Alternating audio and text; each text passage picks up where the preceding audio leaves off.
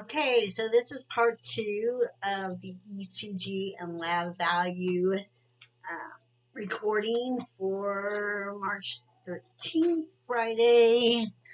I'm about a week behind, but I don't really care. I'm going on my own time now because some days need a little bit more time than others, and cardio pulm is one of those days. So this second part, I'm going to be talking about ectopy and arrhythmias, looking at ECG strips. So this is an ECG strip of atrial fibrillation. I'm going to be doing a lot of pausing because I'm going to be going back and forth between new stuff and old stuff. New stuff being NPTE stuff, Final Frontier stuff, and old stuff being lectures from school. So I'm going to go pause here and go find an atrial fib information from my school stuff.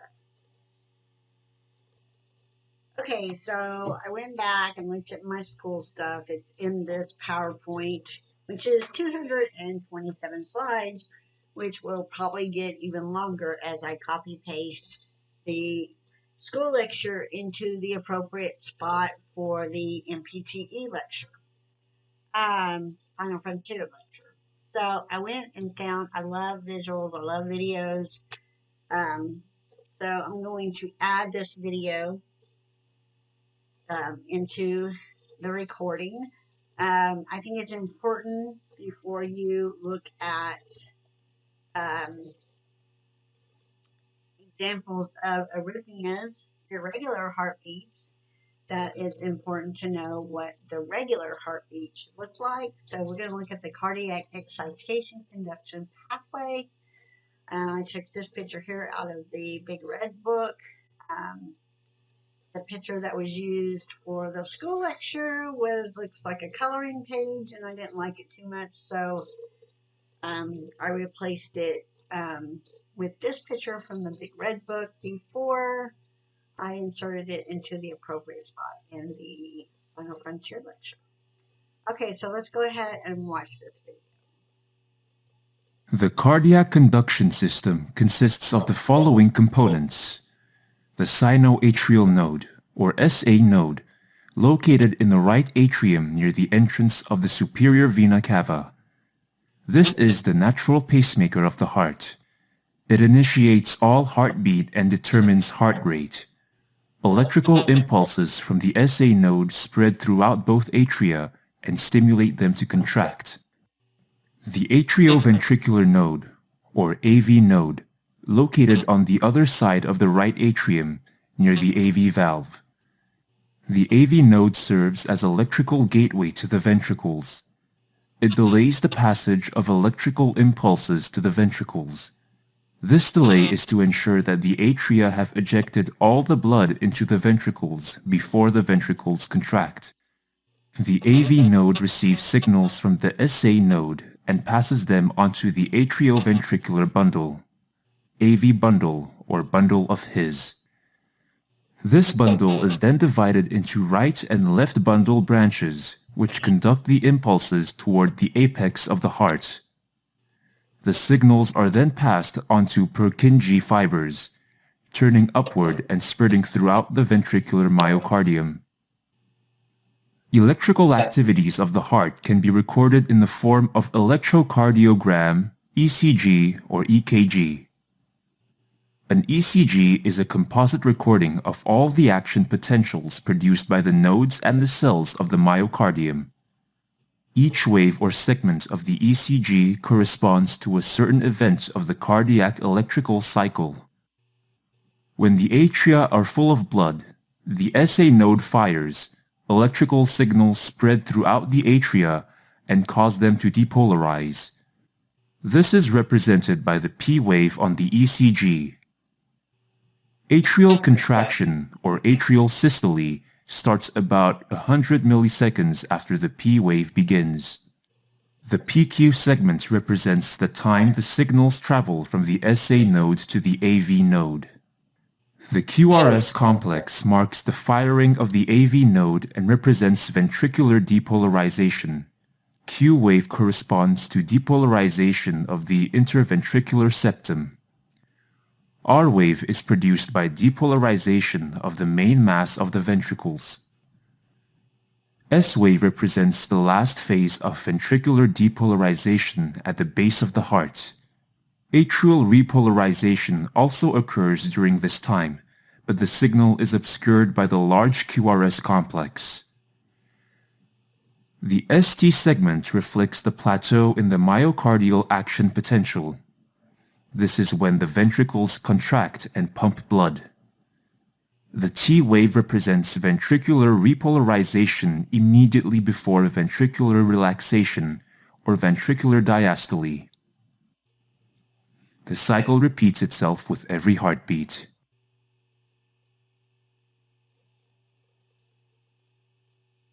Wow, that's a video you probably want to watch over and over again until you get it.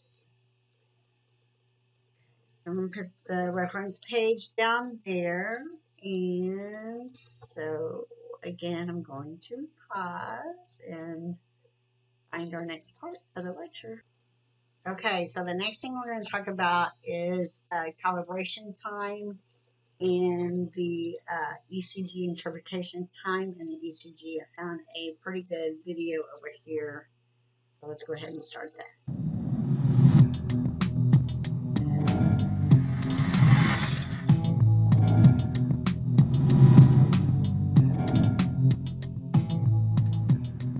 If you look at the bottom of the ECG readout, you will see a long run of recording from lead 2.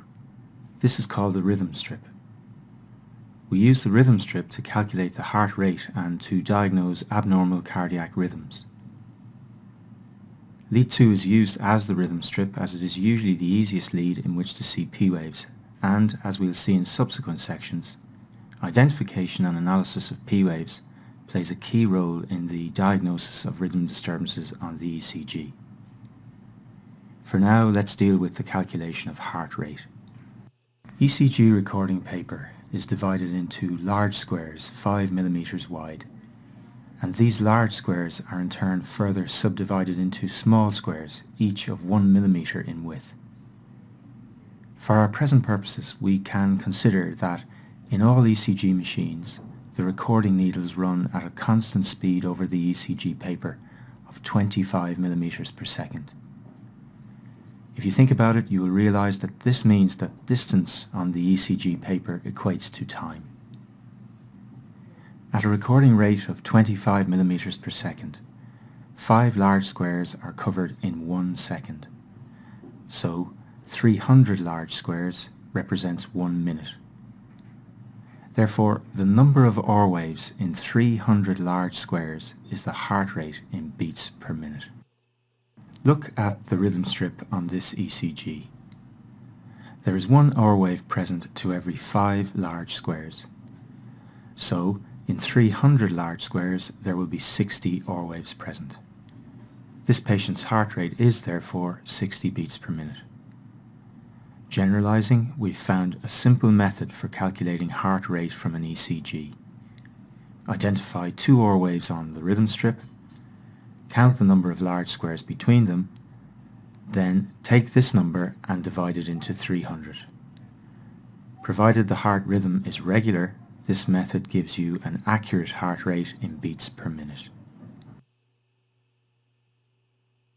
You will also appreciate that as 300 large squares equates to 1 minute, and as there are 5 small squares in each large square, 1500 small squares also equates to 1 minute. Using exactly the same logic as before, therefore, we can also calculate the heart rate by counting the number of small squares between 2 consecutive R waves and dividing this number into 1500. This is useful when, as illustrated on this ECG, the R waves do not fall on a set number of large squares. In some cardiac arrhythmias, which we will discuss later, the heartbeat is not regular, and in fact, in many normal hearts, as illustrated here, The heart rate is somewhat irregular due to a phenomenon termed sinus arrhythmia. You will remember from physiology that this is a completely normal variant, with the heart rate slowing during expiration and speeding up during inspiration. We cannot use the RR interval technique to calculate heart rate in this case, as the RR interval varies. When calculating the heart rate from an ECG in the presence of an irregular rhythm, count out 30 large squares. Now, remembering that 5 large squares equates to 1 second, 30 large squares corresponds to 6 seconds. Count the number of R waves in these 30 squares. In this case there are 7. 7 beats in 6 seconds gives a heart rate of 70 beats per minute.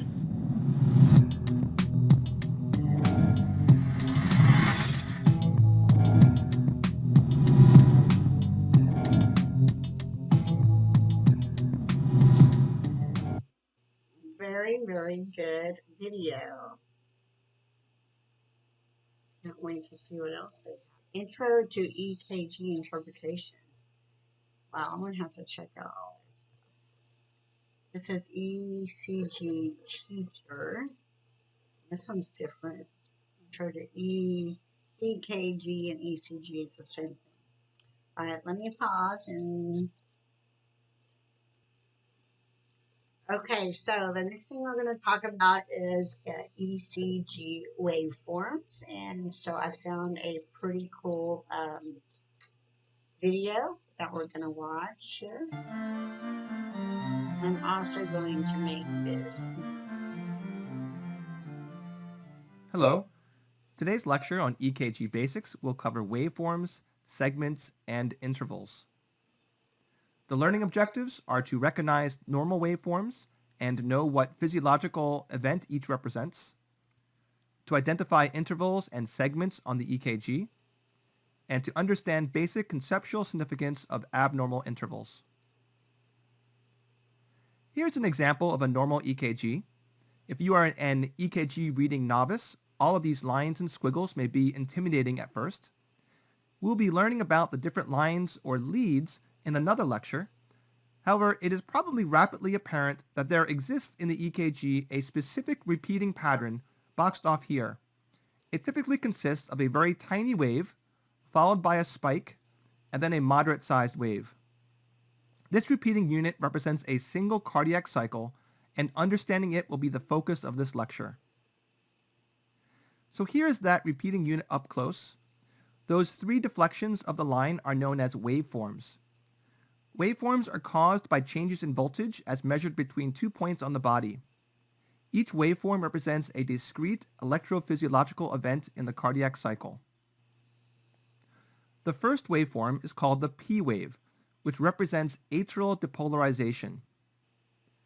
The tall, sharp spike is called the QRS complex, which represents ventricular depolarization. The third waveform is the T wave, which represents ventricular repolarization. Finally, there is on rare occasion a fourth waveform after the T wave, which is called the U wave, and which is not seen in this particular example. The cause of the U wave is not entirely known, and we'll discuss it more in a future lecture. Waveforms can be described according to a variety of characteristics. They include duration. For example, an unusually long P wave may be a sign of left atrial enlargement, or an unusually long QRS complex may be a sign of conduction block in either the right or left bundle branches. Amplitude.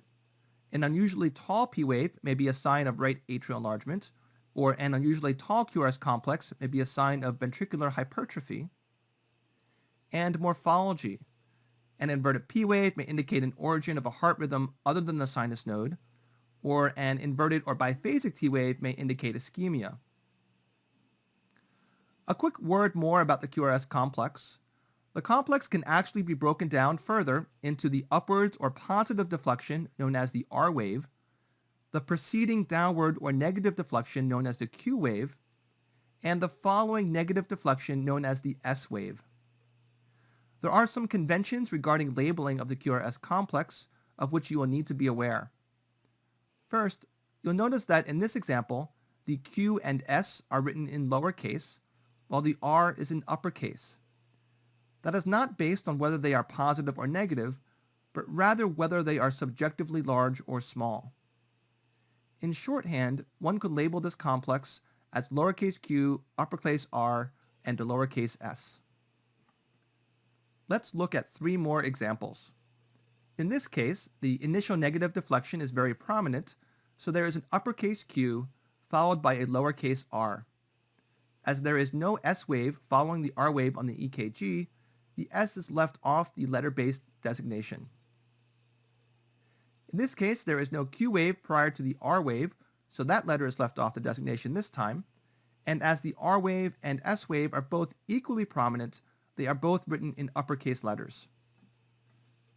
In the situation where there are 2 positive deflections separated by a negative deflection, the first positive deflection is called the R wave, the second positive deflection is called the R prime wave, and they are separated by the S wave.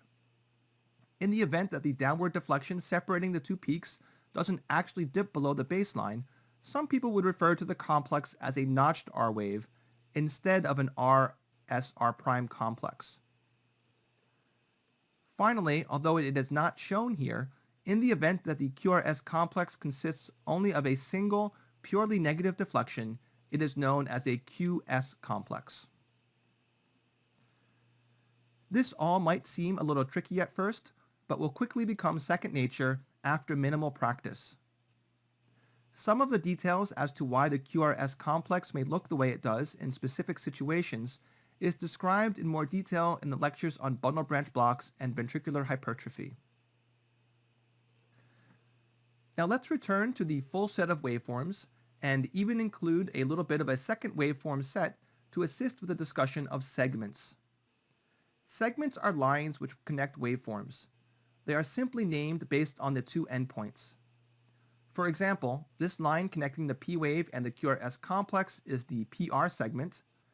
I have no idea why it's not called a PQ segment, which would actually seem more logical. The line connecting the QRS complex to the T wave is the ST segment. The point at which the ST segment ends and the T wave begins is often hard to determine precisely, but luckily its precise location is of no relevance to EKG interpretation. The line connecting the T wave to the following P wave is the TP segment. The TP segment is important because in the absence of a U wave, it is the part of the EKG that is least likely to be affected by pathology and thus serves as the reference point against which deflections of the other segments and waveforms can be measured. It is sometimes referred to as the isoelectric point of the recording. The only characteristic typically used to describe segments are morphology, including whether or not they have positive or negative deflection as compared to the TP segment. For example, negative deflection or depression of the PR segment can be seen in pericarditis, while either positive or negative deflections of the ST segment can be seen in a variety of conditions such as ischemia, myocardial infarction, conduction blocks, and ventricular hypertrophy. Next, we have the intervals. Intervals are durations of time that include 1 or more waveforms, plus or minus 1 or more segments. For example, the PR interval is the sum of the durations of the PR wave and the PR segment. The QRS interval is equal to the duration of the QRS complex alone. The QT interval is equal to the sum of the durations of the QRS complex, ST segment, and T wave. And finally, although not often talked about in the same context as the other 3 intervals, the RR interval is the duration of all waveforms and segments within 1 cardiac cycle. As already mentioned, intervals are only described based on the duration, so it would make no sense to describe an EKG as showing depression of the QT interval. It is critical to basic EKG interpretation to know the normal ranges of these intervals. The normal PR interval is 120 to 200 milliseconds. As the PR interval represents the normal delay in conduction within the AV node, a PR interval shorter than 120 milliseconds implies an abnormal electrical conduction between the atria and ventricles which can bypass the AV node. An interval greater than 200 milliseconds implies delayed conduction through the AV node, usually caused by either age-related degeneration of the node, medications such as beta blockers and calcium channel blockers, or excessive input from the vagus nerve. The normal QRS interval is less than or equal to 120 milliseconds. An interval greater than 120 implies an abnormal sequence of ventricular depolarization or excessive ventricular mass. The QT interval is a little tricky since the normal range is very dependent upon heart rate and mildly dependent upon gender. As an approximation, it should be no more than half the total RR interval. A prolonged QT interval is indicative of a delay in ventricular repolarization, which usually places the patient at high risk of a dangerous arrhythmia called torsade. Both the QT interval and torsade will be discussed in more detail during upcoming lectures on ventricular tachycardia and congenital arrhythmogenic diseases. The normal duration for the RR interval isn't listed here as it's a function of heart rate, and normal heart rates will also be discussed in a future lecture. Finally, there is one more component of the waveforms of which you should be familiar. The specific point where the QRS complex connects to the ST segment is known as the J point, J for junction. Identifying the J point will become important when distinguishing acute cardiac ischemia from a normal variant. That concludes this lecture on waveforms, segments, and intervals. The next lecture will discuss EKG leads. Okay, so pause. Okay, let's look at this video about supraventricular tachycardia, which is on the C strip, atrial fib, which is on the A strip, and then atrial flutter, which is down here from school lectures. These two are from the Final Frontier lecture. Ventricular rhythms originating from the atrial or nodal tissue, but not from the sinus node. They are ventricular rhythms. We will discuss three supraventricular rhythms originating from the atrial or nodal tissue, but not from the sinus node. They are SVT or supraventricular tachycardia, atrial fibrillation, and atrial flutter. The full rhythm tutorial can be found at richacls.com. In this first rhythm, supraventricular tachycardia, we have a fast, regular rhythm with a P wave in front of every QRS. The PR interval is constant with the normal width, although hard to see with the fast rate. The QRS is narrow, and the rate is about 180. When we look at the animation, we see the SA node is not acting as a primary pacemaker. There is a small accessory pathway which has an impulse rapidly traveling around and around. Every time the impulse travels through the AV node, it's transmitted down through the Purkinje fibers into the ventricles. Although this rhythm can look like sinus tachycardia, it is quite different. Sinus tachycardia is a response to the body's request for more cardiac output, maybe from exercise or fever, and the fast rate is developed relatively slow. SVT, because of its origin, has a very fast onset. Please note that the atriums aren't shown depolarizing or contracting in this video, but they do. Every time the ventricle depolarizes, the atriums will depolarize and contract also. In this rhythm, atrial fibrillation, we don't see P waves. The QRS is narrow and the rhythm is irregular. Actually, the most irregular rhythm there is. The rate is about 80. When we look at the animation, we see the atriums quivering rather than contracting in a coordinated manner. This is because the atrial tissue has fibrillatory waves running in all directions. The AV node is bombarded with up to 300 impulses a minute, but acts as a stoplight, only allowing a small portion of the impulses through. Two unique characteristics of this rhythm are irregular R-to-R intervals and a wavy baseline from fibrillatory waves. This rhythm, atrial flutter, also has a unique waveform. We see what looks like many P waves, but they are actually F or flutter waves. The QRS is narrow, the R to R intervals are fairly regular, but will vary. In the animation, you see what looks like the accessory pathway we saw in supraventricular tachycardia, but larger. This is called a reentrant pathway, which involves a large part of the atrial muscle and does not directly communicate with the AV node as in SVT. The ventricular rate will depend on the regulatory properties of the AV node. The AV node protects the ventricles from fast rates by allowing only a portion of the incoming impulses to pass through. For more rhythm videos, type in Rich ACLS on the search bar. Okay, so here's another video on tachyarrhythmias.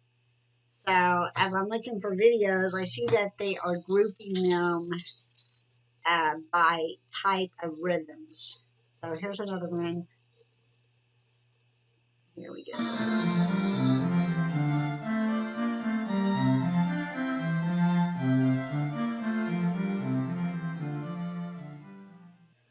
Hello everyone. In today's video on EKG, I'll be reviewing the basic types of tachyarrhythmias, focusing on their EKG characteristics. The specific learning objective is to be able to list the general mechanism, etiologies, and defining EKG characteristics of each of the 6 major forms of tachyarrhythmia. Future videos will cover some advanced tachyarrhythmia topics, such as how to differentiate the various forms of SVT, how to differentiate VT from SVT with aberrancy, the various forms of atrial flutter, and more about VT in general. For someone who is either completely new or relatively new to EKG interpretation, I would consider there to be 6 different forms or categories of tachyarrhythmias. A general cardiologist might consider there to be more like 15 or so, and for an electrophysiologist, there would be many more than that. But for now, let's consider just 6. In no particular order, they are sinus tachycardia, atrial fibrillation, atrial flutter, multifocal atrial tachycardia, supraventricular tachycardia, which is an umbrella term inclusive of more specific rhythms with confusing acronyms like AVNRT and AVRT, along with something called atrial tachycardia. And finally, there is ventricular tachycardia, which can be subdivided into monomorphic and polymorphic subtypes. I'll go through each one at a time, but while we're on this screen, I want to point out that the first 5 rhythms on this list typically have a narrow QRS complex unless one of the following is present: an underlying bundle branch block, pre-excitation, a condition in which a patient has an abnormal bundle of conductive tissue that connects the atria and ventricles, bypassing the AV node. Although not strictly correct, this is often used synonymously with Wolff-Parkinson-White or WPW syndrome. Use of drugs which prolong the QRS complex, most notably class 1A and 1C antiarrhythmics, such as procainamide and flecainide respectively. And the last, profound hyperkalemia. Ventricular tachycardia, on the other hand, always has a wide QRS complex. I'll first focus on sinus tachycardia. The general mechanism of sinus tach is enhanced normal automaticity, in which the heart's conductive system is simply responding normally to an extracardiac stimulus. This typically occurs as a consequence of stimulation of beta-1 adrenergic receptors by norepinephrine, which is released at sympathetic nerve endings, and by epinephrine released into the systemic circulation by the adrenals. Stimulation of beta-1 receptors in the pacemaker cells of the sinus node cause them to spontaneously depolarize at a faster rate.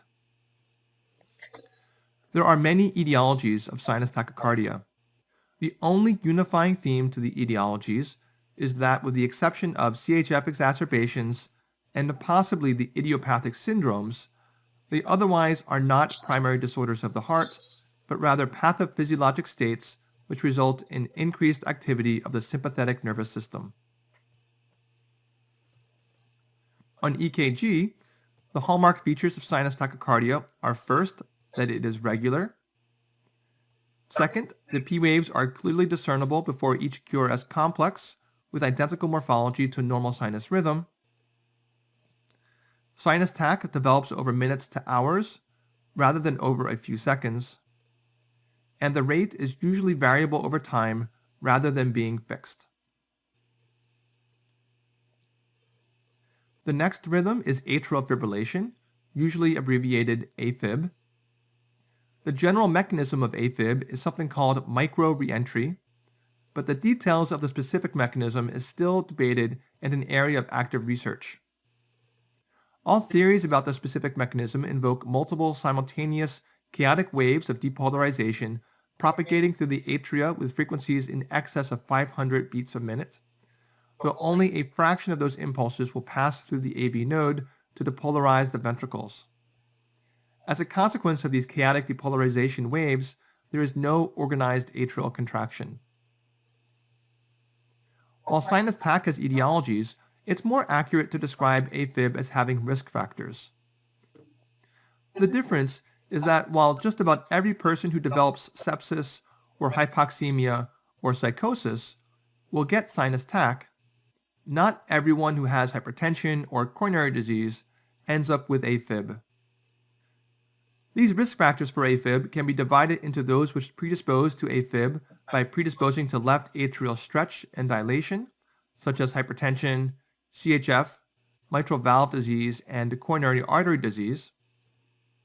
And then there are risk factors whose exact mechanism for increasing risk is unknown or incompletely known, such as during the immediate post-op period following cardiac surgery, stimulant or alcohol intoxication, obstructive sleep apnea, pulmonary embolism, hyperthyroidism, and hypomagnesemia. Although hypokalemia is widely believed to be a cause of AFib, to the best of my knowledge, this hasn't been established yet in the literature. And here's an example of AFib. It is the classic irregularly irregular rhythm, meaning that it is both irregular and there is no repeating pattern to that irregularity. The atrial activity as visible on EKG consists of irregular low-amplitude undulations, often called fibrillation waves or F waves with a lowercase f. Those undulations can sometimes be unusually prominent or seem more organized, but as long as they are occurring at a very fast frequency and have variable morphology, it is still best to consider the rhythm AFib. Unlike sinus tach, which occurs gradually, AFib develops very abruptly. One moment the patient is in sinus rhythm, and then he or she is instantaneously switched into AFib. Like sinus rhythm though, it too can have a rate that varies dramatically over time. Sometimes AFib will fall into a tachycardic category, sometimes the rate will be normal, and rarely it will be bradycardic. Bradycardic AFib implies severe AV node disease or an excessive dose of a medication that blocks the AV node. Atrial flutter is also a reentrant rhythm, but in contrast to AFib, the specifics of most forms of aflutter are well worked out. The most common reentrant pathway is a macroscopic, counterclockwise circuit encircling the right atrium, passing through the caval tricuspid isthmus, in which the isthmus is the slow pathway of the reentrant circuit. This form of flutter is thus called isthmus-dependent flutter. There are many other variations and subtypes of aflutter, all of which have the unifying theme of macro-reentry within one of the atria. Don't worry if you happen to have skipped the mechanisms of arrhythmia video and have no idea to what I'm referring when I mention reentrant circuits and slow pathways. Knowledge of the mechanism is not critical to diagnosing the rhythm from EKG. When it comes to etiologies and/or risk factors for aflutter, any risk factor for AFib, particularly those associated with atrial dilation, can generate the electrophysiologic substrate conducive for aflutter. In other words, unlike SVT, which I'll talk about in a few minutes, patients with aflutter are generally not thought to have been born with discrete, well-defined accessory pathways that predispose them to reentry, but rather develop heterogeneity of the conductive properties of the atria over time. That heterogeneity is almost always the result of some form of cardiac disease. Partly because the risk factors of AFib and aflutter are essentially the same, it should come as no surprise that patients commonly flip back and forth between the two rhythms. In addition, cardiac surgery and percutaneous AFib ablations are significant risk factors for developing unusual forms of flutter. What are the EKG characteristics of aflutter? The ventricular activity, that is the pattern of QRS complexes in aflutter, can either be regular, regularly irregular, or irregularly irregular. Atrial activity consists of regular sawtooth waveforms, most prominent in 2, 3, and AVF, along with upright deflections in V1, which occur at a rate of 240 to 340 beats per minute. The rate of atrial activity, often referred to as the flutter rate, is commonly right at 300 beats per minute exactly. This very rapid atrial activity is sometimes referred to as an F wave with a capital F. Rates slower than 300 are typically seen in patients with very enlarged atria or those on class 1 antiarrhythmics. Rates faster than 300 are typical only for patients with unusual flutter circuits. The way I think about this is that the speed of a reentrant rhythm is largely dependent upon the physical size of the reentrant circuit. Therefore, as long as a patient has the same location as typical for the circuit in the right atrium, as long as the right atrium is normal in size, it makes sense for the flutter rate to be about the same.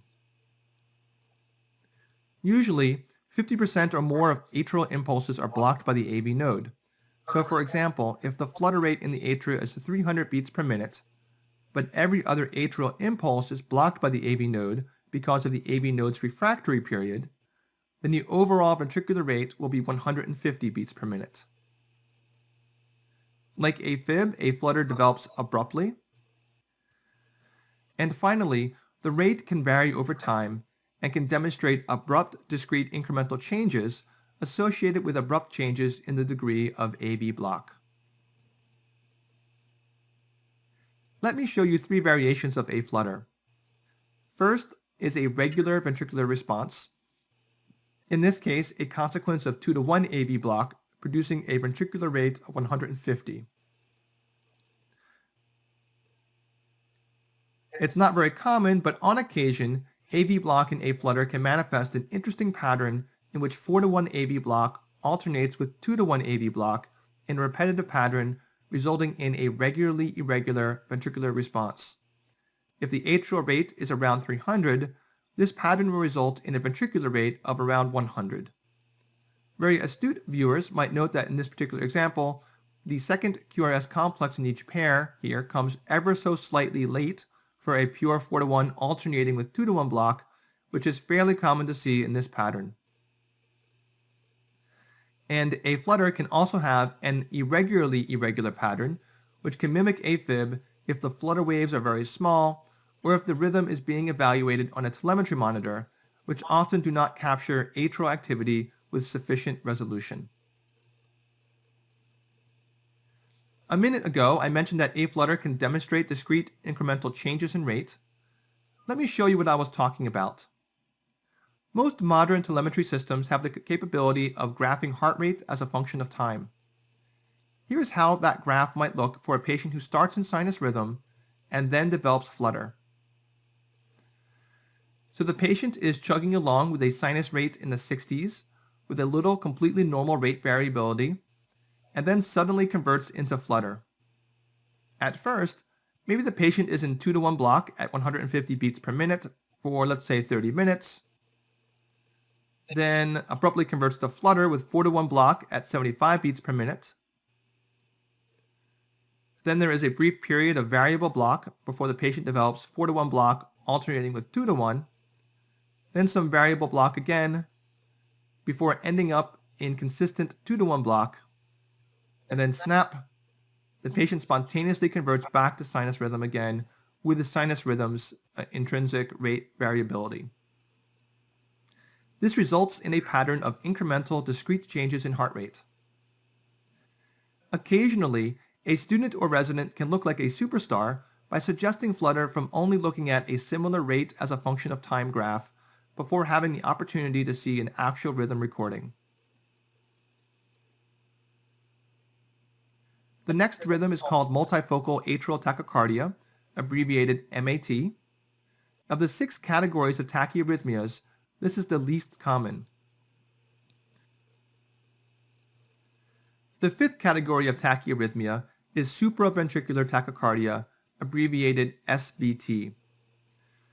This is a strange term that doesn't exactly mean what you might guess from its name.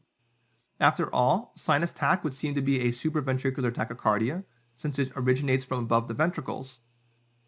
In medicine, however, particularly cardiology, this umbrella term is used specifically for any tachyarrhythmia that originates from above the ventricles and is neither sinus tach, AFib, aflutter, or MAT. The overwhelming majority of SVTs are one of 3 rhythms: AV-NRT, AV-RT, or atrial tachycardia. For someone just starting out with EKG interpretation, please do not worry about the difference between the SVTs or worry about how to distinguish one from another. It's very nuanced, and often experienced cardiologists have difficulty with this task. I strongly recommend considering all SVTs to represent one diagnosis at this point. However, since the SVTs are a diverse group of arrhythmias, collectively they can evoke any mechanism, though overall, reentry is the most common. The etiology of the vast majority of SVTs is an anatomic anomaly, either a reentrant circuit or a tiny island of hyperexcitable tissue in the atria. In addition, a small fraction of cases of atrial tachycardia specifically can be caused by digoxin toxicity. Despite their varied mechanisms, all SVTs share some EKG features. They are all highly regular. The rates tend to be in the neighborhood of 150 to 200 beats per minute, but can rarely be as slow as 120 or as fast as 250. The P waves may come before the QRS, after the QRS, or not be visible at all, meaning they occur simultaneous as the QRS. When visible, the P waves usually have an abnormal morphology consistent with either an ectopic atrial focus or retrograde atrial conduction. Most, though not all, SVTs begin abruptly, and the rate is usually, but not always, very constant. Here are 3 examples of SVTs. In this case, there is a very short 9-beat run of an SVT in which the P wave comes before the QRS complex. Notice how the P wave morphology during the arrhythmia differs from that when the patient is presumably in normal sinus. Here is an example in which the P wave comes after the QRS complex, and notice that it has an upside-down morphology. If this were a recording of an inferior lead, such as 2, 3, or AVF, which this could be, we would call those retrograde P waves, meaning that the wave of depolarization in the atria is moving in an inferior to superior direction away from the AV node and towards the sinus node. And here's an example in which the P waves are not visible at all. The significance of where the P waves are occurring during an SVT will be discussed in the future video focused solely on the SVTs. The final rhythm I'll discuss today is the most dangerous, and fortunately, usually the most obvious: ventricular tachycardia, abbreviated VT. VT can be due to any mechanism of arrhythmogenesis. There are many causes of VT, the most notable of which is a myocardial scar from prior MI, which can set up a macro reentry circuit around the infarcted tissue. VT commonly has a single QRS morphology and is usually regular. This is called monomorphic VT. It is common for the first handful of beats of a monomorphic VT to show some irregularity. VT can rarely have multiple QRS morphologies, in which case it's usually irregular. This is called polymorphic VT. VT always has a wide QRS complex and almost always is greater than 140 milliseconds in width. And though it's a minority of VT EKGs which show this, if you see evidence of AV dissociation, fusion beats, or capture beats, when these are present, it is essentially diagnostic of VT. For those viewers who are unfamiliar with the term AV dissociation, this refers to the situation in which the atria and ventricles are not communicating with one another. On EKG, this is evident as P waves and QRS complexes occurring at different rates and which appear completely independent of one another. AV dissociation is much better seen in complete heart block, and even when present in VT, it is usually only a rare dissociated P wave that will be visible between the wide, rapid QRS complexes. Here's an example of monomorphic VT. This little bump on the downslope of the second T wave is suspicious for a dissociated P wave, in other words, evidence of AV dissociation. And here's a classic example of the much rarer polymorphic VT. This is its most well-known subtype, something called torsade de pointe, which is almost universally caused by a prolonged QT interval.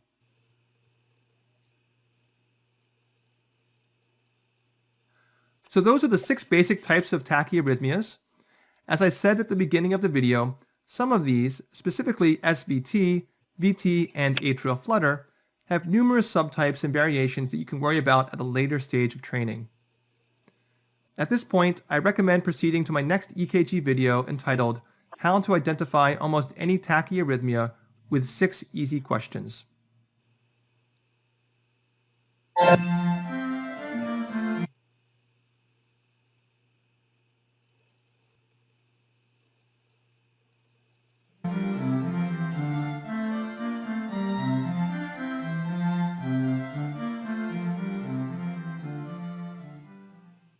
Hello, this is Eric again, and today I'll be continuing the subset of videos on tachyarrhythmias with a discussion of how to identify almost any tachyarrhythmia with 6 easy questions.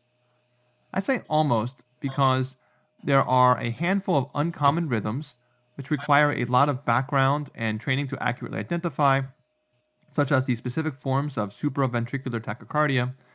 However, after this video, you should be able to identify the overwhelming majority of these arrhythmias.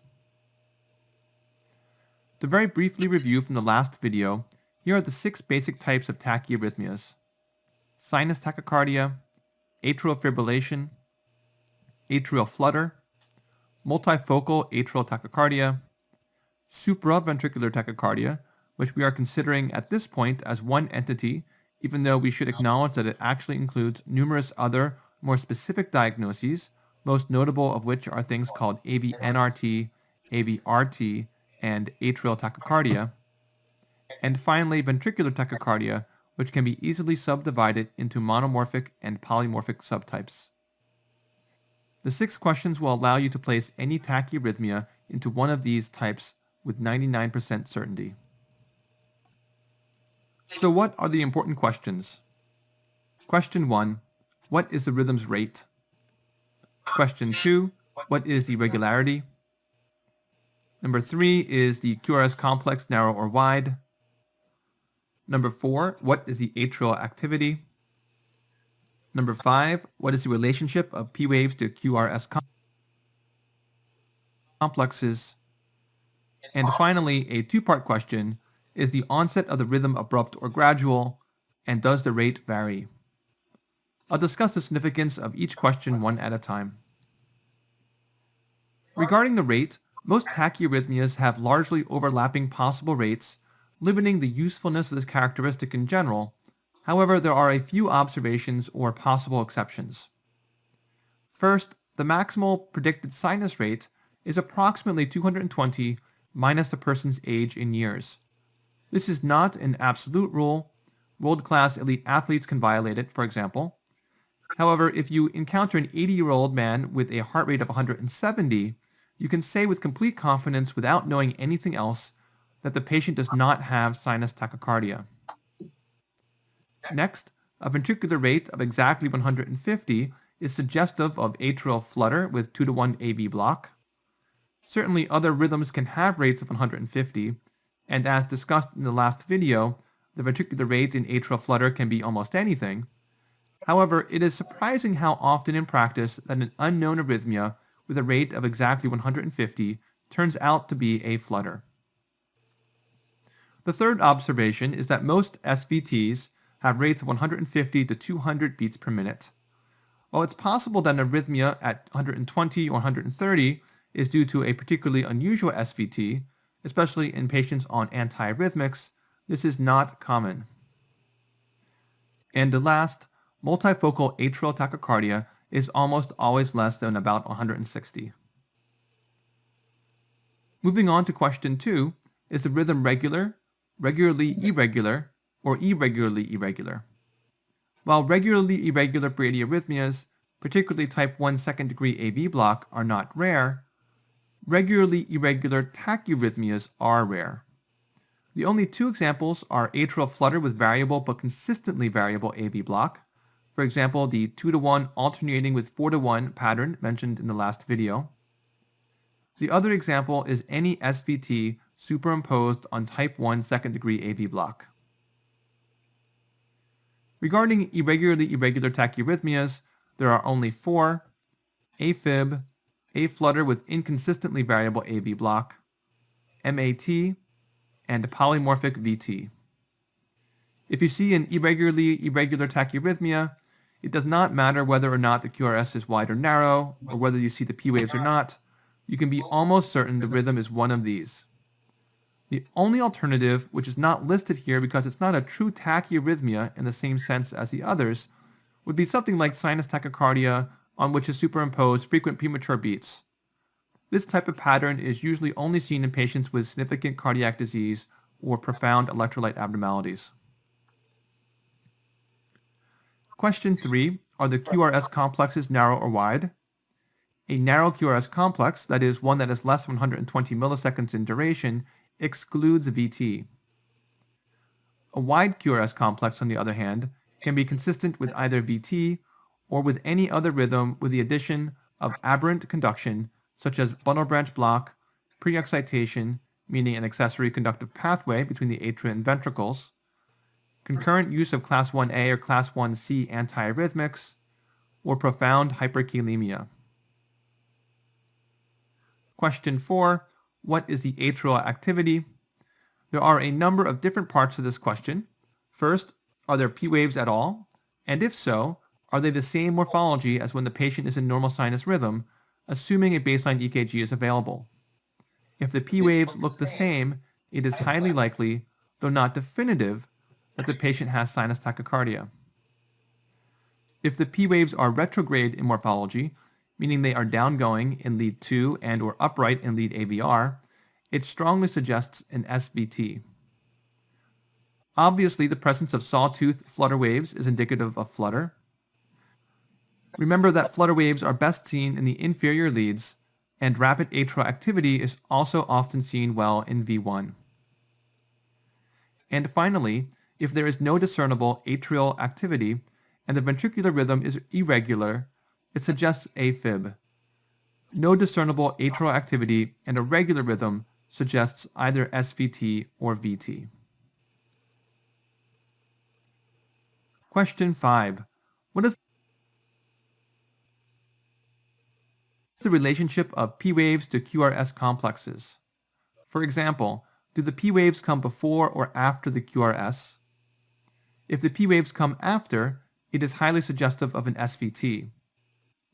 Also, is there evidence of AB dissociation, fusion beats, or capture beats? Any of the above means the rhythm is almost certainly VT. And the last of the 6 questions, which is the two-parter, is the onset abrupt or gradual, and is there any variation of rate? Here's a graph of heart rate as a function of time. As shown here, a very abrupt onset without rate variation during the arrhythmia is consistent with atrial flutter, SVT, or VT. Whereas a very abrupt onset with rate variation is consistent with AFib, A-flutter with variable block, or MAT. A gradual onset of the rhythm, and by gradual I mean over anywhere from 10 seconds to hours, is highly suggestive of sinus tachycardia, though this also could be from atrial tachycardia, something called junctional tachycardia, or ventricular tachycardia, but only if the mechanism driving the rhythm is enhanced automaticity. So those are the 6 questions. These questions are individually very easy to answer, but when used collectively can give you the ability to diagnose complicated tachyarrhythmias that would otherwise be very difficult were you to use the more common pattern recognition strategy. There is one more aspect to making an accurate diagnosis to review: the diagnostic use of vagal maneuvers and a medication called adenosine. A vagal maneuver is any physical maneuver which transiently alters a patient's physiology in such a way as to increase parasympathetic output through the vagal nerve. This includes the Valsalva maneuver, in which a patient is given some instruction that results in a forceful attempt at exhaling against a closed airway. In the US, the most common instruction I've heard a physician give is something along the lines of asking the patient to, quote, bear down. I don't find that particular phrasing to be helpful in getting patients to understand what exactly I want them to do. Instead, I like to take a clean, unused syringe without a needle attached, depress the plunger completely, and ask the patient to put their lips around the end and attempt as hard as they can to blow the plunger out. Of course, this task is impossible. Several seconds of carotid sinus massage were performed, which very briefly increased AB block and thus decreased the frequency of QRS complexes. First, notice that there is a delay before the sinus P waves restart after the arrhythmia is terminated. Adenosine is that not only is the approach helpful, the next video in this series will be a slightly different format. There will be no didactic dissemination of information. Okay, so I speeded forward to stuff that we really don't need to know. So let's look at this one. Grammarly does more than catch errors. With Grammarly, you can find really good.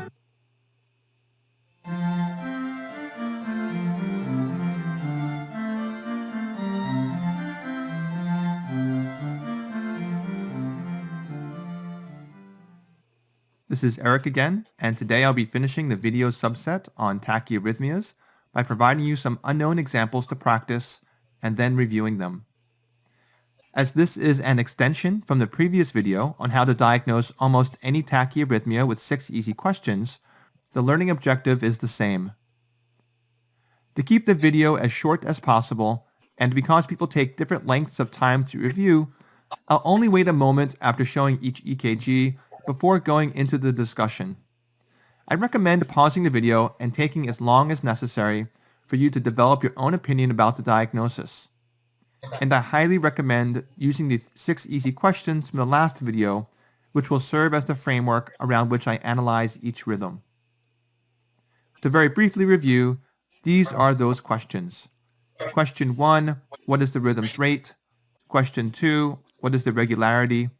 Number 3, is the QRS complex narrow or wide? 4, what is the atrial activity? 5, what is the relationship of P waves to QRS complexes? And finally, a 2-part question, is the onset of the rhythm abrupt or gradual, and does the rate vary? Here's example 1.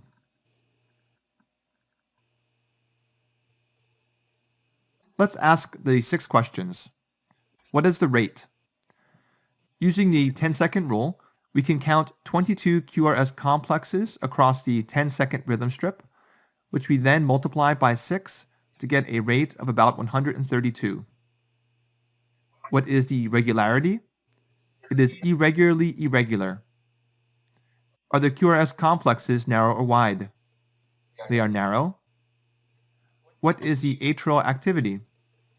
There are no P waves or flutter waves, just small amplitude undulations in the baseline, which are fibrillation waves or F waves with a lowercase f.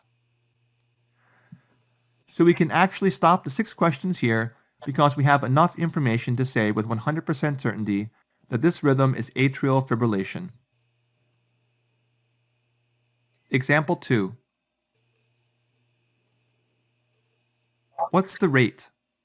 If we use the 300 rule, there are slightly less than 3 big boxes between successive QRS complexes, which means that the rate is slightly faster than 100. If we wanted a slightly more precise estimate, which isn't generally necessary, we can use the 10-second rule. There are 18 QRS complexes across the recording, which means the rate is more precisely 108 beats per minute. The rhythm is regular. It is narrow complex. What about the atrial activity? Well, there are P waves this time, and they appear to have normal morphology. In particular, they are upright in lead 2 and downgoing in lead AVR. And question 5, what is the relationship between P waves and QRS complexes? There is a 1-to-1 relationship with each P preceding each QRS complex, along with a constant PR interval that is less than 200 milliseconds. Thus, our diagnosis here is sinus tachycardia. Example 3. You'll notice that the arrangement of leads is different here than in a standard 12-lead EKG. You could refer to this as a 6-lead rhythm strip, but the steps to assessing the rhythm are the same.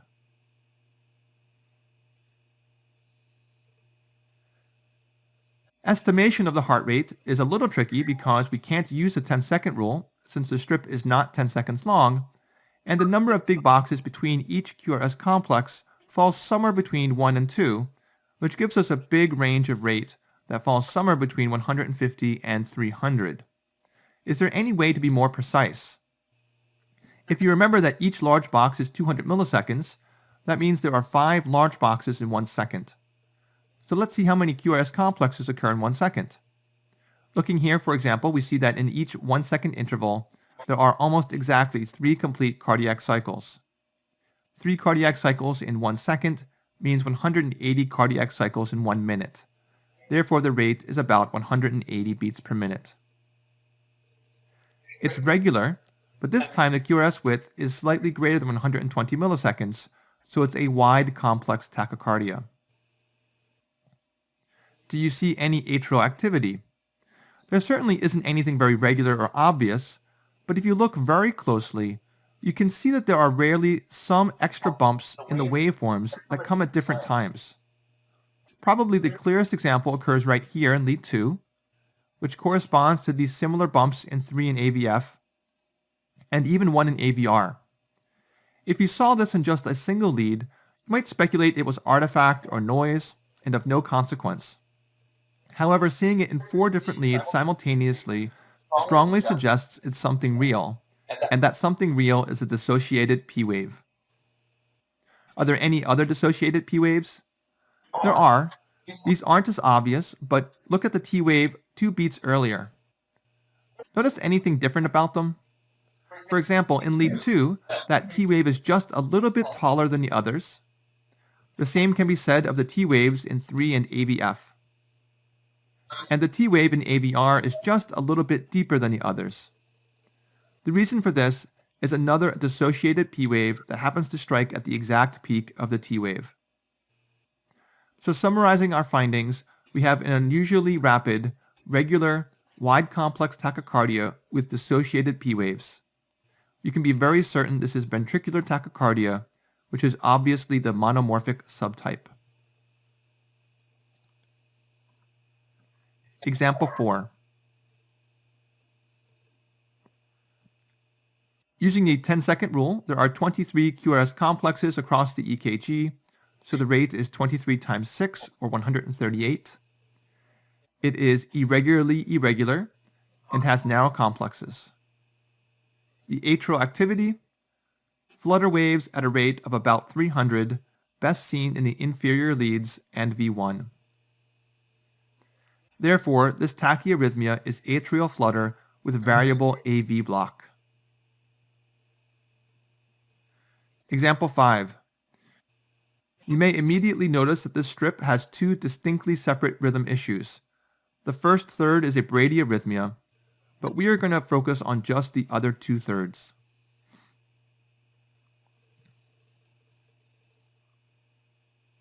So the rate?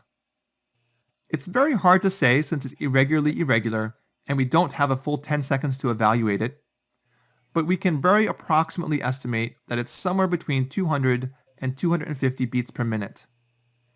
Usually, once the rate exceeds 200, an exact number is not very helpful. It's irregularly irregular, as just mentioned, and the QRS complexes are wide. We could stop right there since we already have a probable diagnosis, but for instructive purposes, let's see if we can identify any atrial activity. There's nothing consistent, but occasionally there are some bumps in the waveforms that look suspicious for dissociated P waves. We can't be nearly as certain as we were in the monomorphic VT from example 3, because with the ever-changing QRS complex morphologies here, those bumps may just represent funny things going on in the QRS. But it looks suspicious. So we have an extremely fast, irregularly irregular, wide complex tachycardia with possible dissociated P waves. This is polymorphic VT. Although this has not been discussed in this video series yet, there is one more interesting feature of this EKG that is seen in the first third we were initially ignoring. Immediately before the onset of the tachyarrhythmia, there is a specific pattern of QRS complexes, often referred to as long-short, meaning that the two RR intervals immediately preceding the rhythm onset consist of one unusually long RR interval and one unusually short one. This specific pattern, which will be discussed in a future video, means that this polymorphic VT is the torsade de pointe subtype, which is almost universally associated with a prolonged QT interval. Although, in this particular example, it's impossible to say what that QT interval actually is. Example 6. The tachyarrhythmia begins just in the last 1/4 of the EKG. The rate is about 150. It is regular and narrow complex. During the tachyarrhythmia, there are no visible P waves at all, so we can't say anything about AV dissociation, though it would be phenomenally rare to see AV dissociation with narrow complexes. Although it has not come up yet in the 5 prior examples, do you remember question number 6? Part of question 6 asks whether the onset is abrupt or gradual. It looks like a very abrupt onset here, one which followed a premature atrial contraction. A regular, narrow complex rhythm with no visible atrial activity and abrupt onset is almost certainly a supraventricular tachycardia, or SVT. This rhythm is occasionally referred to as a PSVT, with the P standing for paroxysmal. In the event that you saw the rate was 150 and was considering this could be atrial flutter, that's a good thought, and it could be, which is why I stated that this is almost certainly an SVT. With a lot of experience, you'd realize that with the very flat baseline in between QRS complexes, it's highly improbable that there are tiny flutter waves hiding in there. But if you wanted to change your 99% certainty to 100% certainty, you could perform a vagal maneuver or give adenosine to see if and how the rhythm responds. Example 7. There are just under 3 large boxes between successive QRS complexes, so the rate is just over 100. There are 17.5 complexes across the strip, for a more precise rate estimate of 105. It's regular and wide complex. Do you see P waves? Yes, they are most clear in lead 1, but also unambiguous in 2 and AVF, and the morphology seems about normal. What is the relationship between P and QRS? Each P precedes a QRS, and each QRS follows a P. The PR interval is constant and less than 200 milliseconds. Putting everything together, This is sinus tach. Mm. So why are the QRS complexes wide if the rhythm is not ventricular? Remember the 4 causes of wide QRS complexes besides a ventricular rhythm. They are bundle branch block, pre-excitation, class 1 antiarrhythmics, and profound hyperkalemia.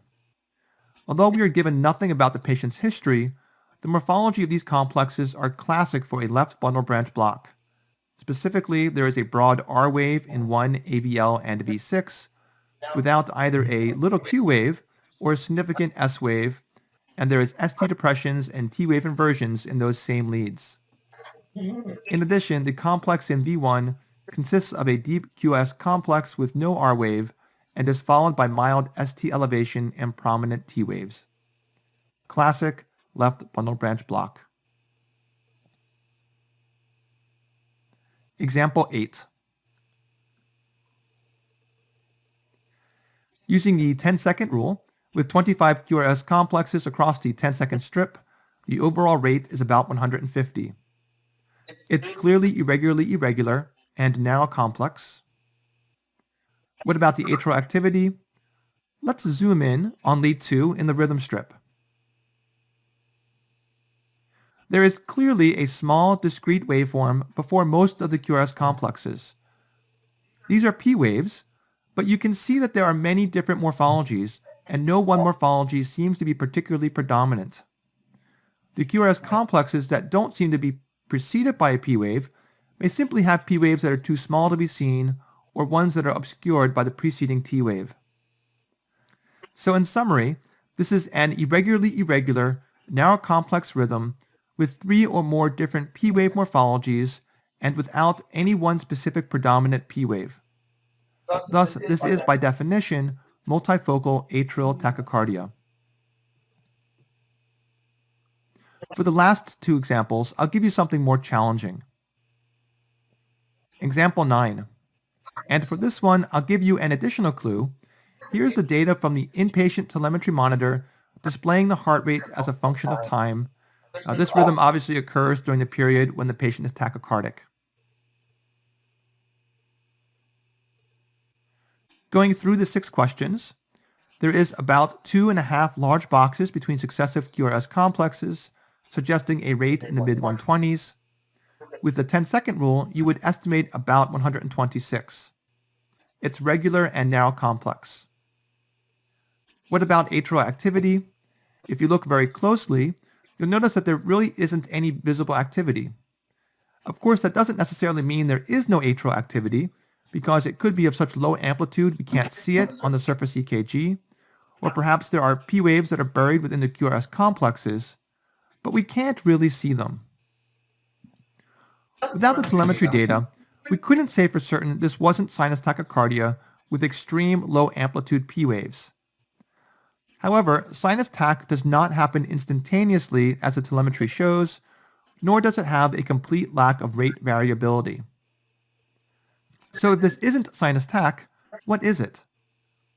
A regular narrow complex rhythm with abrupt onset and no variability must be either an SVT or atrial flutter with 2-to-1 block.